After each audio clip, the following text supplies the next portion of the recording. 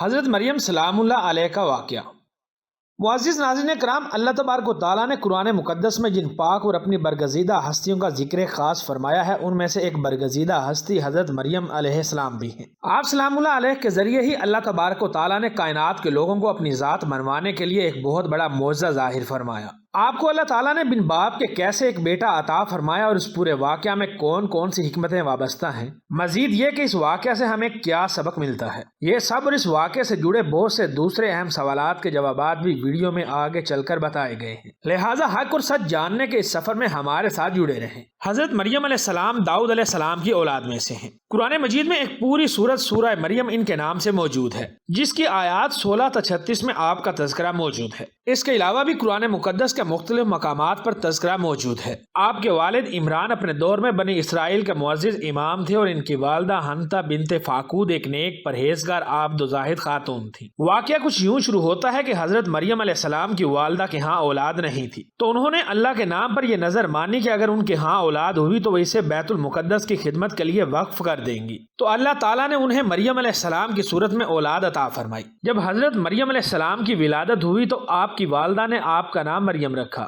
بہت سے مفسرین بیان کرتے ہیں کہ جب حضرت مریم علیہ السلام کی والدہ ان کو پیدائش کے بعد کپڑے میں لپیٹ کر مسجد میں لے کر گئیں اور انہیں مسجد کے خدام کے حوالے کیا تو ان کا آپس میں اس بات پر جھگڑا ہو گیا کہ کون اس کی کفالت کرے گا۔ اس زمانے میں جناب زکریا علیہ السلام نبی تھے جو حضرت مریم علیہ السلام کے رشتے میں خالو لگتے تھے۔ انہوں نے فرمایا کہ میں اس کی کفالت کروں گا، اور یوں اللہ تعالیٰ نے حضرت زکریا علیہ السلام کو مریم علیہ السلام کا نگران مقرر کر دیا۔ مفسرین کے مطابق زکریا علیہ السلام نے مریم کے لیے مسجد میں ایک مناسب جگہ مخصوص کر دی تھی، بس وہ وہاں اللہ تعالیٰ کی عبادت کرتی اور اپنی ذمہ داریوں کے مطابق بیت المقدس کی خدمت پر مامور رہتی۔ دن رات اللہ تعالیٰ کی عبادت میں مشغول رہنے کی وجہ سے بنی اسرائیل میں ان کی عبادت ضرب المثل بن گئی۔ قرآن مجید میں حضرت مریم کے حوالے سے سورہ ال عمران میں ارشاد ہے کہ جب بھی زکریا علیہ السلام کمرے میں اس کے پاس جاتے تو اس کے پاس روزی پاتے۔ کہا، اے مریم، یہ تیرے لیے کہاں سے آیا ہے؟ آپ فرماتی وہ اللہ کی طرف سے ہے، یقیناً اللہ جس کو چاہتا ہے بغیر حساب کے رزق دیتا ہے۔ ال عمران آیت نمبر 37۔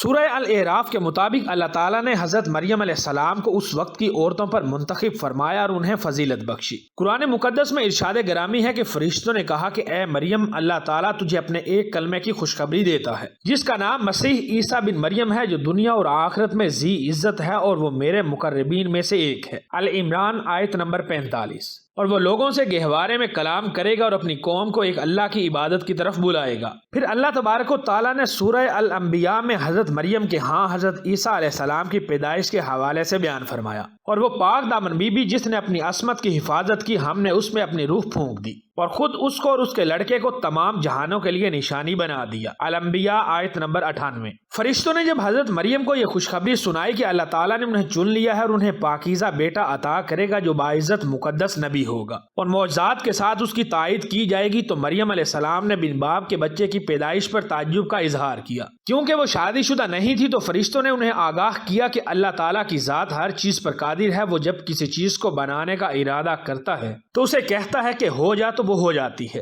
لہٰذا مریم علیہ السلام نے اللہ کے فیصلے کے سامنے اپنا سر تسلیم خم کر دیا، اللہ تعالیٰ کی طرف سے توجہ اور اس کے فیصلے پر سر کو جھکا دیا، اور انہیں اس بات کا بخوبی اندازہ تھا کہ یہ ان کے لیے ایک بہت بڑی آزمائش ہوگی، کیونکہ حضرت مریم علیہ السلام جان چکی تھیں کہ لوگ ان پر بہتان لگائیں گے، اس کی تصدیق نہیں کریں گے اور بچے کو دیکھ کر انہیں جھوٹا قرار دیں گے، حالانکہ وہ اپنے زہد و تقوی اور پرہیزگاری کی وجہ سے بہت معروف تھیں اور ایک دینی اور نبوی گھرانے سے تعلق رکھتی تھیں۔ اور پھر ایسا ہی ہوا۔ محمد بن اسحاق رحمۃ اللہ علیہ فرماتے ہیں کہ جب حضرت مریم کے حاملہ ہونے کی خبر بنی اسرائیل میں عام ہوئی تو بہت سے افراد نے حضرت زکریا علیہ السلام کے گھر آنا جانا بند کر دیا اور آپ علیہ السلام پر الزامات اور بہتان لگانے لگے۔ جب حضرت عیسیٰ علیہ السلام کی پیدائش کا وقت قریب آیا تو آپ اپنی قوم سے دور ایک الگ مقام پر منتقل ہو گئیں اور اللہ تبارک و تعالیٰ کے حکم کے مطابق تازہ کھجوریں کھائیں اور پانی پیا، اور حکم ہوا کہ اگر تو لوگوں کو دیکھے تو زبان حال سے یا اشارے سے کہہ دے کہ میں نے رحمان کے لیے منت مانگی ہے، یعنی خاموش رہنے کی نظر مانی ہے۔